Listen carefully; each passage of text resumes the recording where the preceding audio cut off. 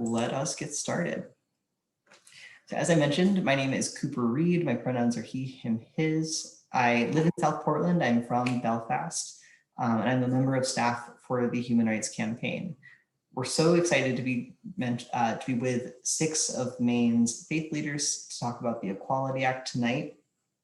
I just want to make sure to give folks a little bit of a rundown of what to expect. We're going to have introductions of each of our faith leaders. I'm going to give a quick spiel about the Equality Act, and then we're going to hop into question and answers. We've got 5 questions prepared for our panel tonight, and then we will wrap up the evening. So with that, I'm going to kick it over to our first faith leader, Reverend Jane Field. Thanks, Cooper. So I am an ordained minister in the Presbyterian Church USA and the executive director of the Maine Council of Churches, which is a coalition of it is 7 mainline Protestant churches, denominations with 437 churches that have about 55,000 members in them. And I'll tell you more about my personal background in the next round of questions, but I'll hand off to Andy Flatt-Kuntz from Emmaus Lutheran in Falmouth. Thank you, Jane. So I'm Andy Flatt-Kuntz. I'm an ordained pastor in the Evangelical Lutheran Church of America. My pronouns are he, him, his, and I've been in Falmouth now for about 9 or 10 months. I guess I started on September 8th, so I can't really do math to figure all that out. But I'm kind of here, there, and everywhere from where I'm from, but originally grew up in Wisconsin. So Gwen, if you want to go ahead. Hello, I'm Gwen Fry. I'm an Episcopal priest living in Waldoboro. My pronouns are she, her, hers, and I've been a priest for 30 years at this point. I've ministered all over the country, and most recently I moved from the state of Arkansas. So I have a little bit of a history with some anti-trans legislation, anti-LGBT legislation. So Ben? Hi, I'm Reverend Benjamin Perry. I use he, him pronouns. I am an ordained minister in the Presbyterian Church USA, and I live in Camden, Maine. And I will pass it off to Reverend Chrissy Cataldo. Hi, I am Reverend Chrissy Cataldo. I'm the pastor and teacher of Winthrop Congregational Church in Winthrop, Maine, and I live in Sydney. And I will pass it to Ophelia. Hi, everyone. Thanks so much for joining us tonight. My name is Ophelia Hukini. She, her, and hers are my pronouns, and I live in Scarborough. I just want to acknowledge that there are folks who could not be here as a panelist and folks who, faith leaders that represent all kinds of faiths in Maine and that are not represented in this panel, but just acknowledging that the panel was a certain way and our larger faith community is also incredibly rich. My day job is that I work for an organization called Reconciling Ministries Network. They do LGBTQ justice and inclusion work alongside the United Methodist Church as a global denomination. I also work part-time as the worship coordinator at Hope Gateway, which is a newly disaffiliated former United Methodist Church. It is now unaffiliated and does not have a denomination. Thanks very much. Back to you, Cooper. Thank you so much, Ophelia. And thank you for that note at the end. That's especially important, and I just want to echo all of that.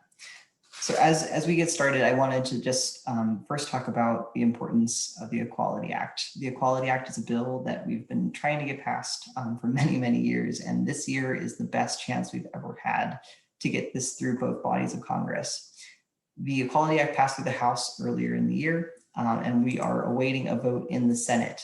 That could happen anytime expected this summer. So we're doing lots of work right now to try to get senators who are sort of sitting on the fence to support it. This would be a federal law that would codify non-discrimination protections. Now, Maine has pretty great non-discrimination law for LGBTQ folks, but 29 states do not have explicit protections for our community. And so if you are a Mainer who is traveling out of state, if you're someone who has spent time in other places, this should matter to you, if not because of wanting everyone to have the same rights and protections. I also just want to make a quick note that there's a misleading perception that LGBTQ equality and faith and religion perhaps not going hand in hand or not mixing But I just want to acknowledge that Maine faith communities have been on the front lines of LGBTQ equality work in Maine, and that I've just been incredibly impressed as nearly a lifelong Mainer with the space that faith and religion have held, and the way that faith leaders have really stepped up in this work. So with that, I'm going to get us to our opening question, which is, there are a lot of false perceptions that most religions and faiths are not supportive of LGBTQ people. As faith leaders, can you tell us about your background and why supporting LGBTQ plus identities is in line with your faith and not in conflict with your faith? And folks can take that in any order you would like, and then we'll move on to the second question.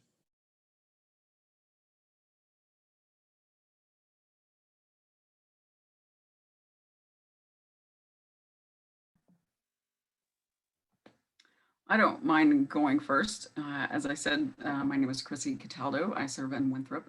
I am from Tennessee originally, and I've been in Maine since 2014. You may have heard that LGBTQ folks are not beloved by God, or affirmed or welcomed by religious communities, but I say that's not true. The congregation I serve has been blessed to have out members of our church for literally decades. My denomination first ordained an out non-celibate gay man for Christian ministry in the 1970s. And my church, where I serve now, is in a town of about 6,000 year-round residents. And we aren't even the only church in our town that welcomes and affirms LGBTQ folks to full participation and leadership in the lives of our congregation. So if you think that you are alone, you're not. Maybe you are right where you are, but here in this town, I've been grateful to see that people aren't. I can't speak for other religions than Christianity. Those of us who are on the call today are all some flavor of Christian faith.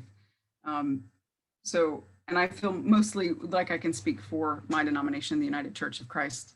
But to make the claim that all Christians believe that LGBTQ folks do not deserve to have safe places to live, jobs where they're treated fairly, or equal treatment under the law just ignores the existence of churches like mine and our sister churches in this town and other churches across this congregation or across the state of Maine and the country. And in terms of how I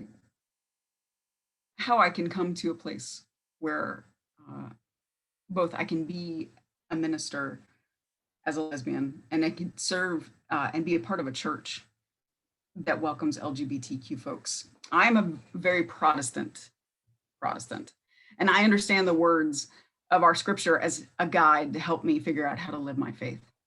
And so here are a few pieces of scripture that demonstrate the ways that I see the Bible pointing us towards affirmation of and advocacy for LGBTQ plus people. Jesus once said that the two greatest commandments are to love the Lord your God with all your heart, with all your soul, all your mind, all your strength, and to love your neighbor as yourself. You cannot love your LGBTQ neighbor if you want to exclude them from civil rights, if you want to keep them from moving freely and functioning freely in public. Also, the book of Genesis tells us that God said at creation that it is not good for a human to be alone. I do not believe that God would create humans who are lesbian and gay and bisexual and queer and non-binary and agender and transgender and even asexual, and then require them to hide away, to not build fruitful relationships, to require them to lie, to require them to not tell people about their partners, to force them into celibacy in order to be accepted, and to force people to live in bodies that cause them pain, when there are medical and social interventions that we know can make people feel whole again. And finally, 1 John says that if anyone says, I love God, yet hates his brother, he is a liar. Legislation and corporate practices that target and exclude LGBTQ plus people and prevent them from living full, healthy lives are an expression of a kind of hatred that is contrary to the love of God.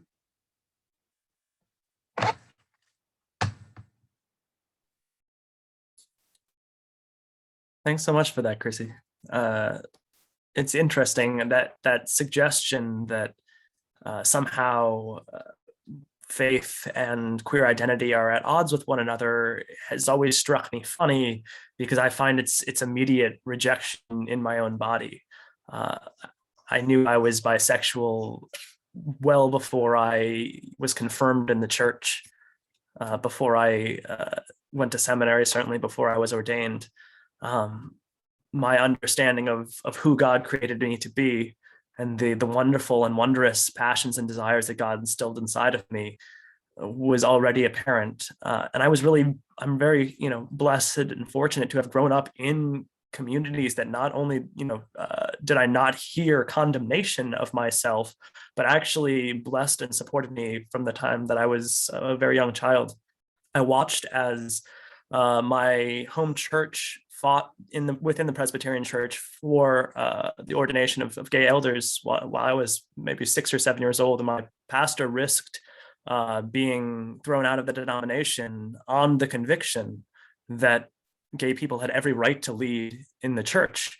And what I watched as I grew older was my own denomination begin to understand that call of Jesus to love one's neighbor required and demanded not just a tepid acceptance, but a full celebration of queer people in the life of the church. And so I watched as all of a sudden gay people were allowed to be ordained as elders and deacons, and then as ministers, and then marriage and full inclusion. And that development in my own life was a huge part of my own stepping into my faith, but also a huge part of me feeling affirmed and valued as a human being and a child of God. And so what I see now is a lot of people using the auspices of faith as an excuse to discriminate against their neighbors, not because it's something that is found, and I will only speak for Christianity, not because it's something that's found in our holy text, but because people have found ways to warp that text as a means to justify previously held bigotry. In the congregations that I have served, I have watched people who have suffered both legislative and extra legislative assaults on their humanity and fundamental dignity because of their identities. And a lot of the work that I have done in my ministry is to help queer people in particular recover from harm that they should never have suffered, harm that was committed in God's name. And as it relates to public policy, well, we can't necessarily guarantee that people will not use religion as an excuse to preach bigotry. What we can do is make sure that public policy doesn't give them extra power to weaponize the Bible or any other faith book against their neighbor. And that is the role of government.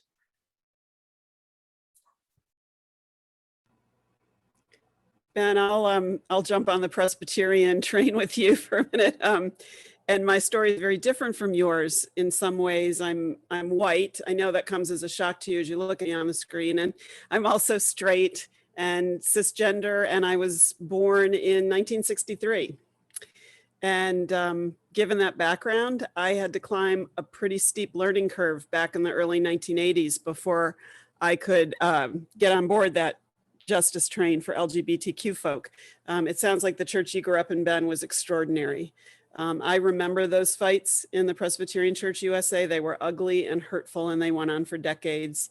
But it finally did become inclusive and affirming, particularly with policies adopted over about the last decade.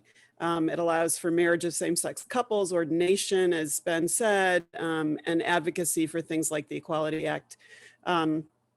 I did a marriage for a same-sex couple. Actually, my daughter's godmother married her spouse, and I would have lost everything if I'd been caught.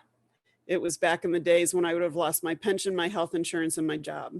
And we're in such a different place. And that was only, like 15 years ago. So that's been a huge improvement. I work at the Maine Council of Churches, and our work is grounded in a document we call our moral agenda.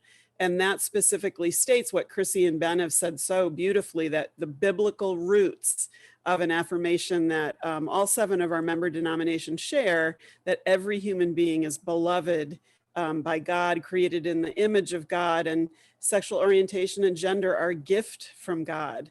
They're not a condition that needs treatment or a choice that needs conversion or something that's broken that needs fixing, and certainly not a sin that needs forgiveness, although people have warped the texts and warped doctrine to make it seem that so. Our board of directors actually has 3 members on it that are LGBTQ, 2 are ordained clergy. And, you know, in the pulpits and pews, as Chrissy was describing here in Maine, the churches have so many cherished clergy and members that are LGBTQ. We do a lot of advocacy work and programming, promoting the full humanity and dignity of every person and advocating for civil, political, and economic rights. Just in recent years, I was telling Cooper a few minutes ago, we testified in support of the ban on conversion therapy for LGBTQ youth. And this session, we were able to testify in the state legislature against 3 really horrific bills that would have allowed discrimination against trans people. So we've come a long way in my lifetime, and I'm glad we have. I'll go ahead and jump in next. I was born in 1960, so there you go. Once again, I'm an Episcopal priest. I've been ordained for 30 years, and I came out and socially transitioned as a trans woman in 2014.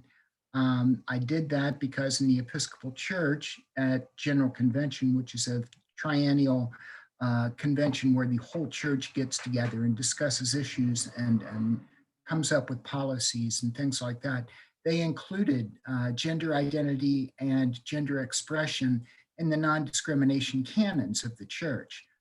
So that actually gave me cover to go ahead and come out and be the person that God so wonderfully created in God's image. The Episcopal Church has always been quite active in LGBTQAI inclusion, dating all the way back to the 70s when gay and lesbian people were included into the worship and welcomed into the communities. And also it quickly moved from there to the ordination process, and the ordination was open to lesbian and gays at that point in time too. I think that's all I want to say right now. I'd love to jump in for a second if I could, because I am so heartened by the stories of progress made in the Episcopal Church and in the PCUSA and in the Lutheran Church. And that is not the story of the denomination that my church, Hope Gateway, has just left. The United Methodist Church has been seen by many Americans for a long time as a pretty progressive denomination.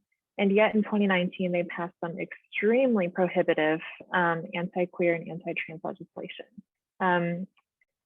They had this anti-queer, anti-trans legislation in their books for a very long time and had simply, tightened the collar, so to speak. And so I want to bring that up just to say that justice is not ensured, and equality is not just a linear moving walkway. Like, that is our work to usher that in. That's your work to usher that in. And it doesn't come without your hard work. I also wanted to say 2 other quick points. The first is that I think that this very sentiment that all Christians must embody, or all people of faith must embody similar anti-LGBTQ sentiments, is kind of the very, I think, argument that a lot of more conservative anti-queer, anti-trans people would like for us to believe, that in order to be people of faith, you must fall in line with these beliefs. And speaking from the perspective that I came from, I grew up in an agnostic household, but then decided that the best course of action for me as an out queer person was to swing into this very conservative evangelical life. I swung out of that rather quickly too. But during that time, I learned a lot, which is not a surprise probably to any of you, including that conservative evangelicals have been doing this work for a very long time. They are moneyed, they are powerful, they are organized, and they know how to use their people. Progressive people of faith, we, with no disrespect to the folks in this room, we do not have that power. And I think that we are starting now, perhaps 30 or 40 years after conservatives have started to weaponize faith, to realize just how powerful our faith lexicon and our shared values are in shaping political discourse. So I also want to say that I wish that it were as simple as saying scripture says to love your neighbor as you love yourself. But the truth is that people can perceive love so differently depending on how they were taught that love is expressed. And so sometimes I think that there are other theological avenues into discussions about the very nature of what I think is a very queer and trans God, a God that embodies our multifaceted identities. So some of the things that I love are, for example, there's this Jewish and Christian story of Joseph, who is outcast by his brothers. And the language talks about Joseph's many-colored coat, but that actual language that's used to say coat is a dress. And specifically, that word is translated as a princess dress. It's used only one other time in that scripture. And so it begs the question, who is Joseph, and how have we flattened Joseph's identity into something that may have made sense to a very decontextualized, powerless interpretation of scripture? Another thing that I really love is, with thanks to the theologian Austin Hartke, this notion that the ways in which biblical language is used is sometimes like we take the poetry out of it. So much of it is poetic and never to be taken literally.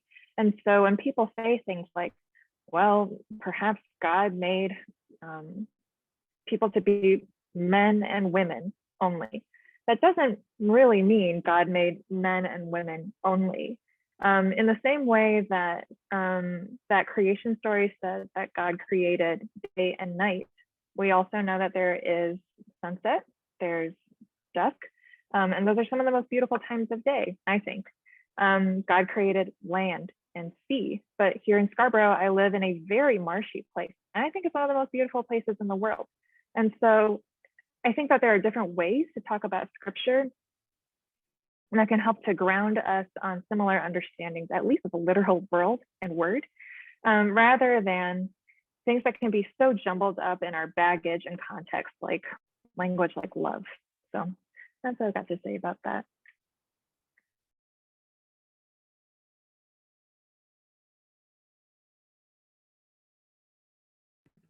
I guess I'll chime in. I'm starting to articulate my thoughts. I'm enjoying so much of what all of you are saying, and I'm just listening so intently. So as somebody who identifies as gay, but also is an ordained pastor in my denomination, that's still sometimes a little bit of a tension place, because despite the ELCA ordaining openly LGBTQ folk after 2009, it still is a place where there's the caveat that says a congregation doesn't have to interview if they don't want to, which is literally, if you ask me, codified written discrimination. And thankfully, the denomination is getting to a place where a lot of bishops who oversee those processes go, then you're not getting a candidate if you're not going to ordain, somebody who might be somehow different than the straight cis white guy.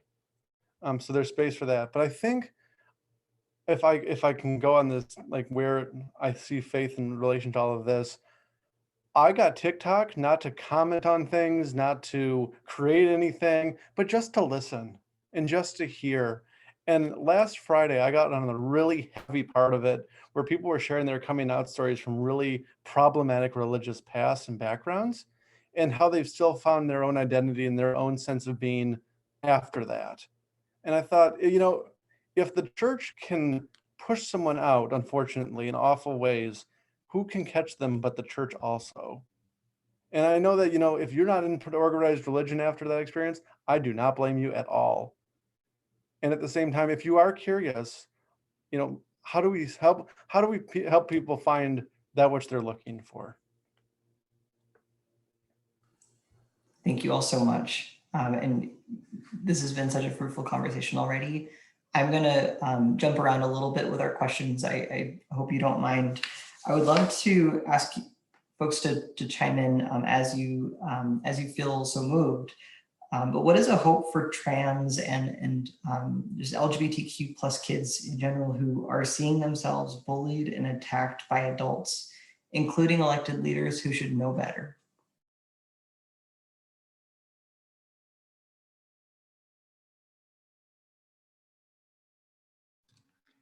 I'll jump in there. It sounds almost cliche, but they're not alone. Here I am, a leader in the Episcopal Church.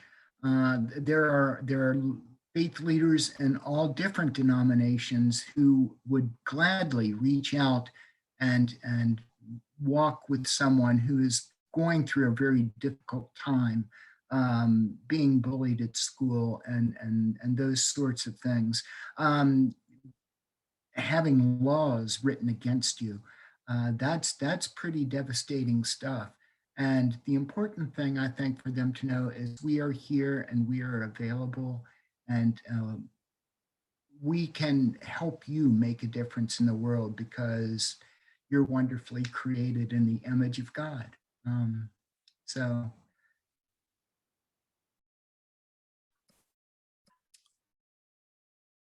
one of the things that I would tell trans and gender inventive youth who are watching legislative assaults on their humanity and religious assaults on their humanity is to remember all of the other times that legislators and religious folk were not speaking with a voice of morality, that the Bible was also used to advocate for slavery, for segregation, for apartheid, and there were political legislators in all those times using political language to legislate for the same things. One of the things that I would also love for legislators to hear is the trans kids who come into my DMs on Twitter and talk about how they're thinking about killing themselves because they live in states that are orchestrating legislative campaigns against them, because they live in families that are using those kinds of campaigns as justification to tell them they can't be the person who God created them to be. And that is a voice that we don't often hear very often, but who I think should be centered in this conversation. And so for trans kids in particular, know that you are blessed, know that you are holy, know that we will keep fighting for you in all the ways that we can. But legislators need to understand that these kinds of laws have real and devastating consequences. And so legislators like Senator Collins and Senator King, who I know have a good heart and a sense of conscience, need to understand that in other states, these kinds of laws will kill people. And we need the Equality Act to make sure that they don't. I would add to that, Ben. Well, first of all, well said. I think that's absolutely critically important. And I'm remembering, Ophelia, the day that you and I sat in that legislative committee room when the second time we tried to ban conversion therapy happened here in Maine. And there were young LGBTQ kids. I mean, they were not even 18 years old in that room, listening to some of the horrific things that people who identified as faith leaders were saying. And so for Ophelia and for me to stand up and say, I'm a person of faith and I believe differently, and to speak for them, with them, and alongside them is so important to do, because if we don't show up, then that voice that we've heard described already tonight is the only religious voice in the room. And it's not what you want kids walking away thinking, oh, well, that's what all religious people think about me. And I agree with you, Ben, it's life and death if kids don't hear a different message from us.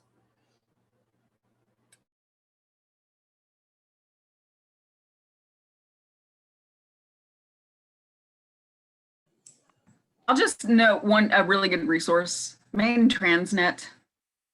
Maine Transnet, if you are feeling alone, if you're in a house where people are unkind to you, or maybe you're unsafe,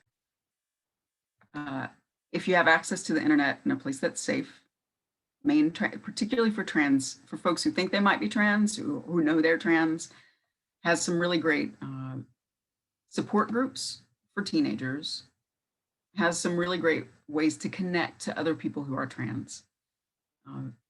You've heard this group of Christian clergy tell you that it is shameful that adults are debating your right to exist.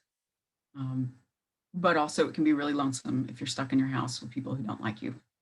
And so that is, if you've got the internet, that's a place that I would point you to as a safe place until you can get somewhere physically safe again.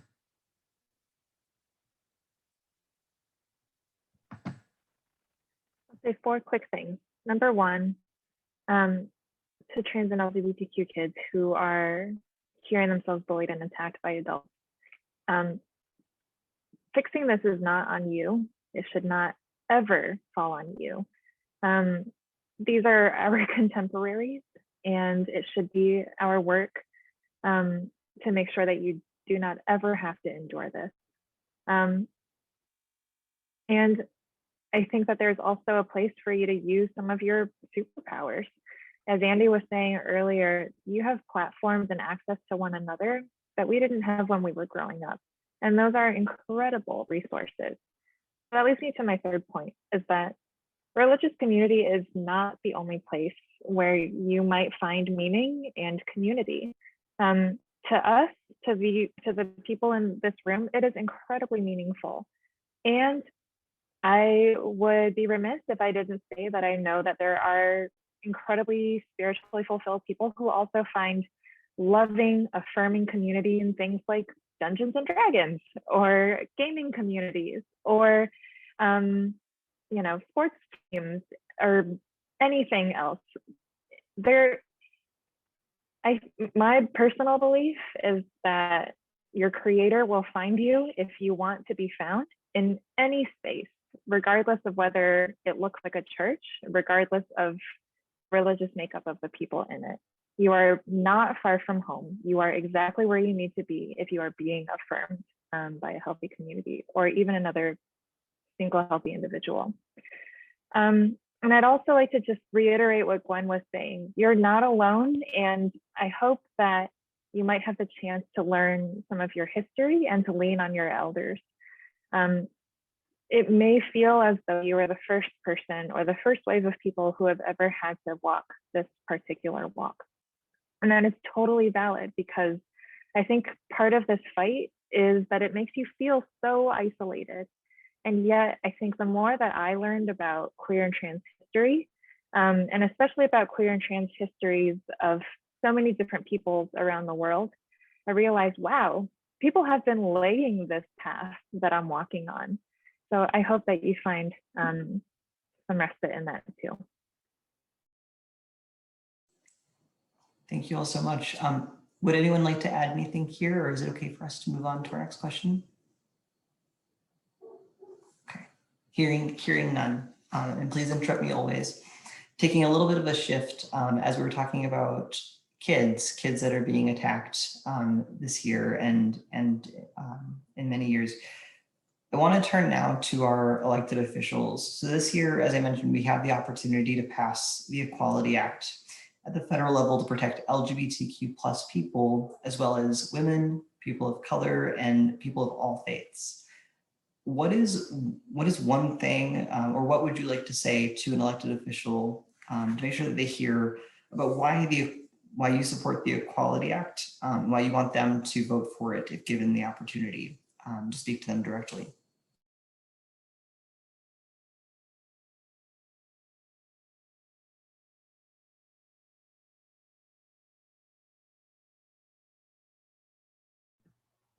When people come forward and speak their truths, be it people of color, women, LGBTQ people, whoever it might be, they do that because they love this country. and they have optimism for a better tomorrow. When the people come working with the Equality Act, making it into a bill and into a law, they do that because there's a hope for giving someone something that maybe they weren't given themselves. I think about, Ophelia, you said about the elders in the community and how we stand on the shoulders of giants, of people who've gone before. And that work does not end, but continues. And it's good and faithful work to argue for this.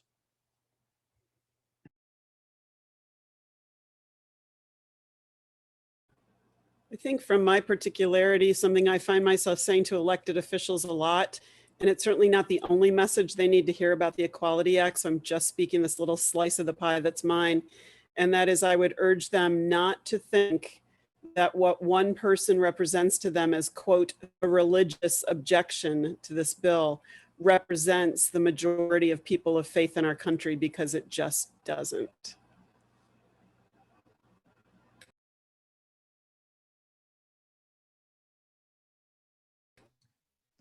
I would go ahead, tell folks that we all deserve the rights to have equal protection under the law.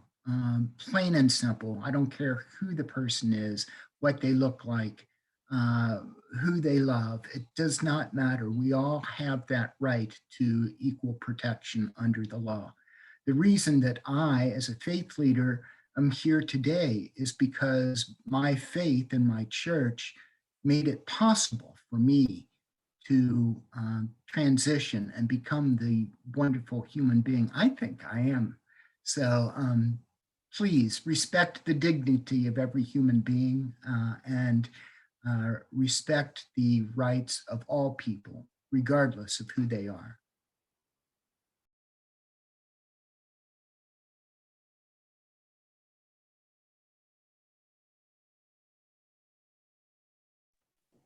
An emphatic yes to everything that has been said in response to this question so far. Yes, yes, yes.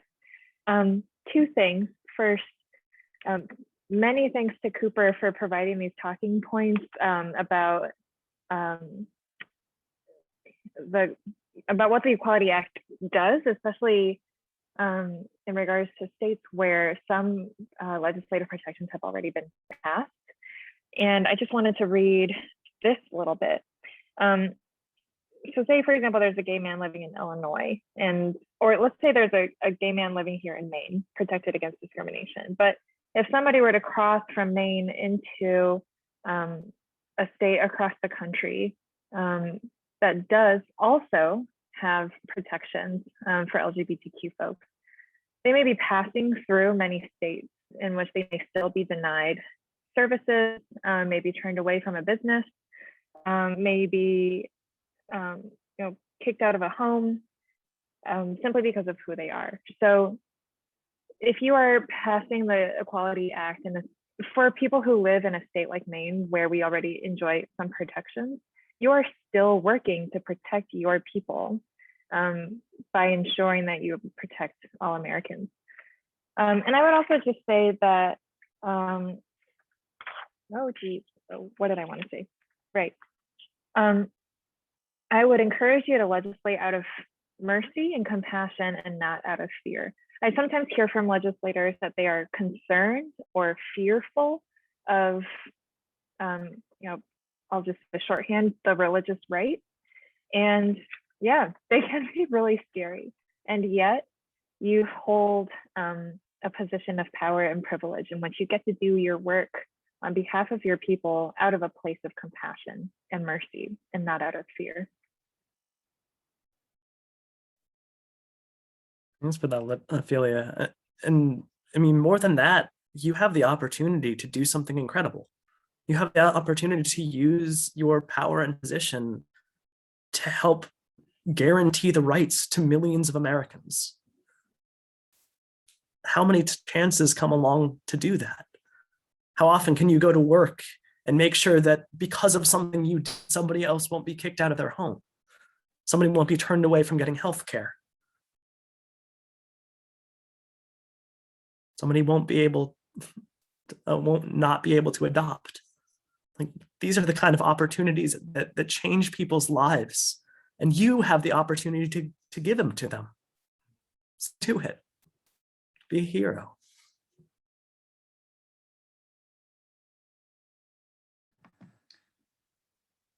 Wow, I have some really awesome colleagues here in Maine, and I'm grateful for your good words. I think the last piece I would add is that most of the argument to exclude LGBTQ plus folks is rooted in a specific religious interpretation of gender and sexual identity. When you create legislation that excludes queer people from accessing certain civil rights and certain civil protections, you're actually enshrining a particular religious belief around gender and sexuality as an official religious stance of our government.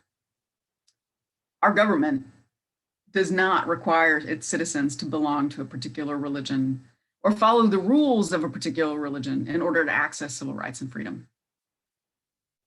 If some civil rights and civil protections are only available to certain kinds of religious people, people will feel like they have to be parts of those religions to really be free Americans. And that is not the free exercise of religion. If you are really invested in religious freedom, you will be invested in the religious freedom of LGBTQ Americans. Affirming the dignity and rights of queer people is a religious stance that should be protected by our Constitution. I am blown away by your answers. I'm so grateful that you all choose to be in Maine and that you are all doing this really wonderful work. I'm going to take us now to what I think may be our last question. This has been a really excellent conversation. Just to tie us off, and any closing thoughts you have as well, please feel free to add them here. But what would you say to anyone who still is in this place where they think that being a person of faith means that they can't support LGBTQ plus equality?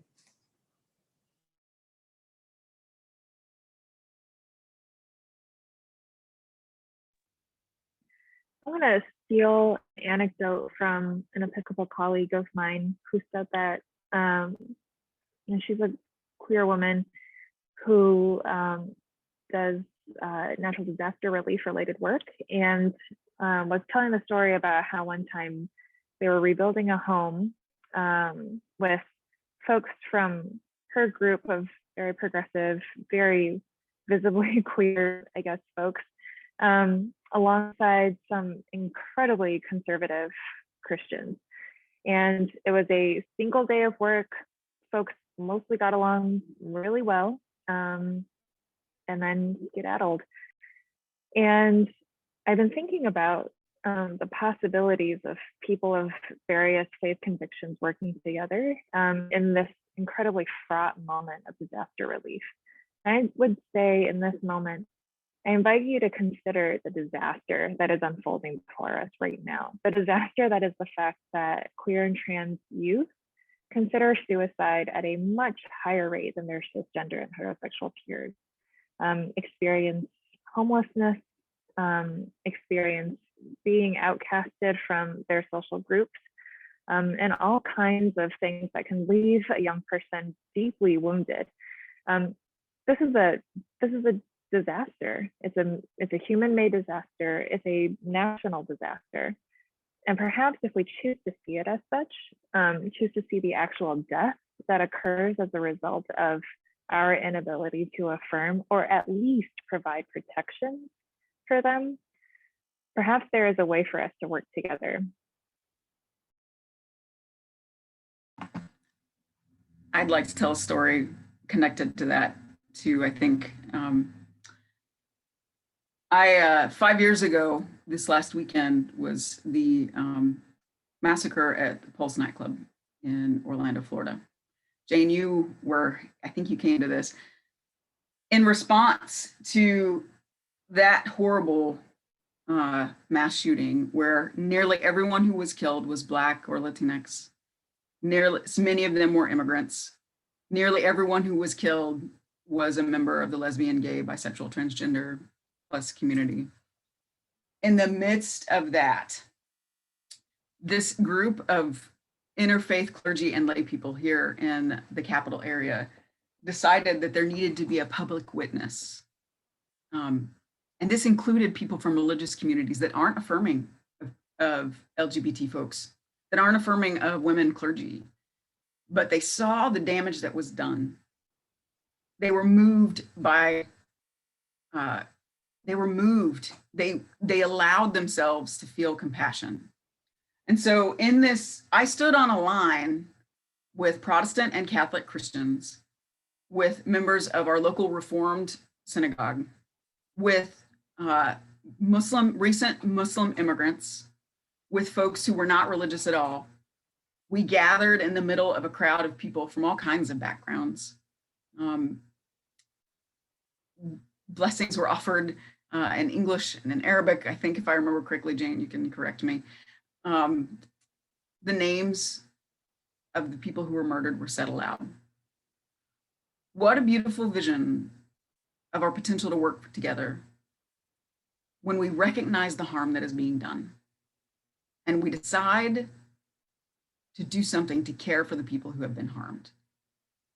Not because we all agree, because there were so many things that this group of people disagree about when you look at us, but we knew what mattered in that moment was to offer care.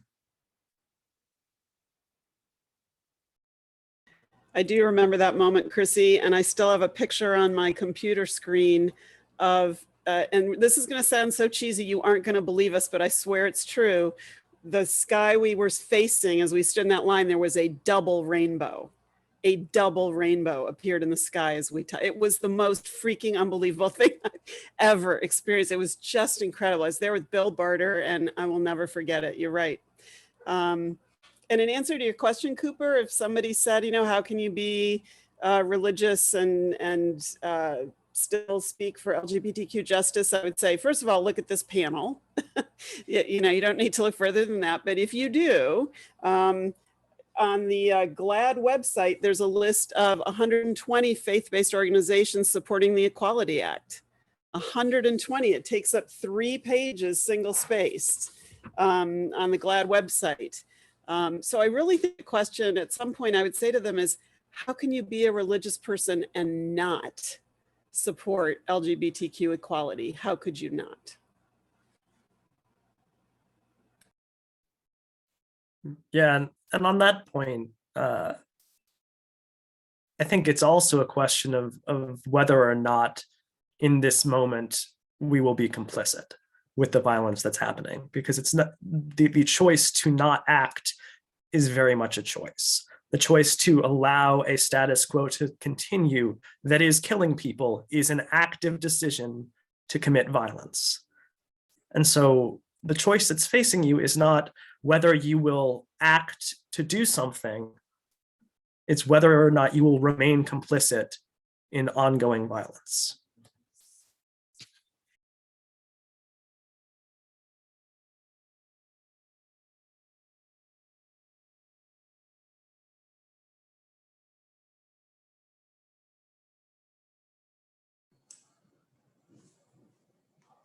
Thank you all so much.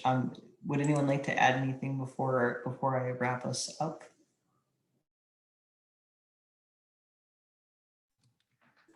I'd just like to say it's been a real honor being a newbie here in the state of Maine to be with such amazing people. I am honored by just sitting in your presence and with faith leaders like you here in the state and across the United States. I know this will happen. This Equality Act will be voted on, and it will happen. So thank you. As a newbie to Maine too, I echo all of that. We love our newbies. Thank you all so very much. I want to take just a moment of privilege to thank our faith leaders who have been so generous of their time and of their heart in sharing here tonight. And I would be remiss if I weren't to mention that if folks have some thoughts and that you would like to share with your elected officials, you can get that number texted to you by texting Equality Act to 472-472. It's real quick. Make sure you let them know where you're from, why you support the Equality Act, and ask them to vote in favor of it. And so with that, we're gonna wrap this up. And as Ophelia mentioned, I also just want to thank folks that could not be here tonight. We had a lot of help in pulling this event together, and we've missed a lot of voices tonight. But really appreciate everyone who made time and who lended to this event. And we're gonna wish everyone a wonderful holiday weekend. Please celebrate Juneteenth and have a wonderful night. Thank you all so much.